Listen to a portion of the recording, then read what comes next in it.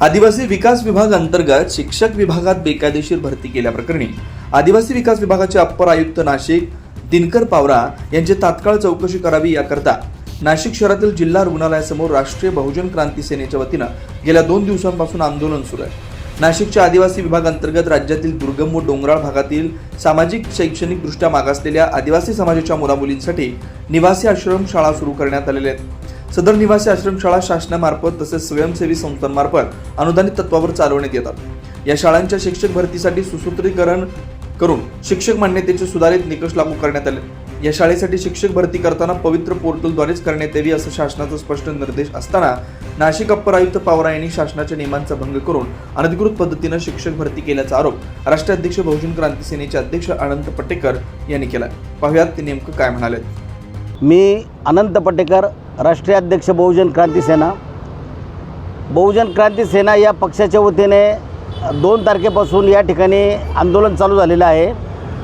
आदिवासी विकास विभाग नाशिक या विभागीय कार्यालयाचे जे अप्पर आयुक्त आहेत दिनकरजी पावरा, या पावरा साहेबांनी महाराष्ट्र शासनाची कोणतीही शासनाचे भरतीचे शिक्षक भरतीचे आदेश नसताना किंवा शिक्षक भरती करावी असं कोणतंही लेखी प्रपत्र नसताना दिनकर पावरा यांनी अनधिकृतरित्या 14 ते 15 लोकांची भरती केलेली आहे।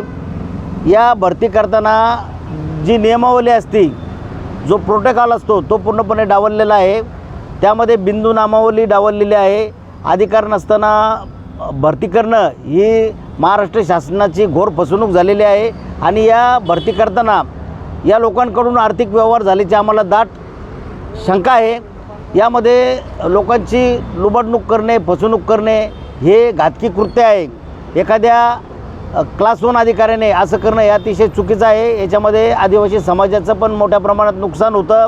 आदिवासी समाजाचे जे लहान लहान मुलं असतात, या मुलांना जो अन्नधान्याचा पुरवठा केला जातो, फळांचा पुरवठा केला जातो, हे व्यवस्थित होत नाही।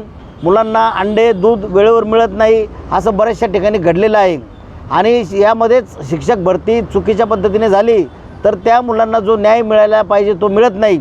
यामुळं या भ्रष्टाचाराचं पाळेमूळ आम्ही खोदून काढलेलं आहे।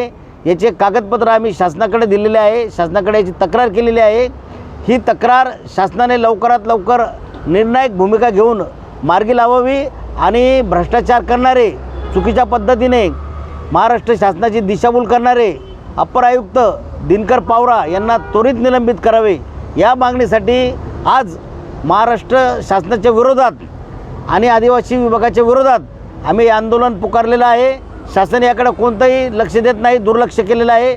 बहुजन क्रांती सेना जोपर्यंत अप्पर आयुक्त पावरा यांना निलंबित करत नाही तोपर्यंत हे भ्रष्टाचाराच्या विरुद्ध आंदोलन चालूच राहील।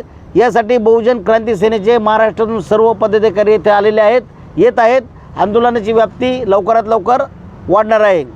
त्यामुळे आता या अनधिकृत शिक्षक भरती जबाबदार असलेल्या आयुक्तांवर कठोर कारवाई करावी अशी मागणी यावेळी आंदोलनकर्त्यांनी केली। यावेळी बहुजन क्रांती सेनेचे राष्ट्रीय अध्यक्ष अनंत पाटेकर, महिला आघाडी प्रदेशाध्यक्ष लीना आहिर, युवा जिल्हाध्यक्ष बहुजन क्रांती सेना अहिल्यानगर अभिषेक सोनवणे, जिल्हा उपाध्यक्ष नाशिक अशोक जाधव, सनी सपकाळे, सुधाकर इस्ते, नाशिक आदिवासी समाजाच्या नेत्या गीतांजली कोळीताई, निफाड तालुका अध्यक्ष कोमल जाधव, निफाड तालुका संपर्क प्रमुख शीला जाधव, महाराष्ट्र राज्य बहुजन क्रांती सेना उपाध्यक्ष रोशनी पवार, शहराध्यक्ष अजिंक्य पटेकर, महाराष्ट्र राज्य संपर्क प्रमुख अनिल वाविस्कर उपस्थित होते। 9 न्यूज महाराष्ट्रासाठी प्रतिनिधी अनिल केदारे, नाशिक।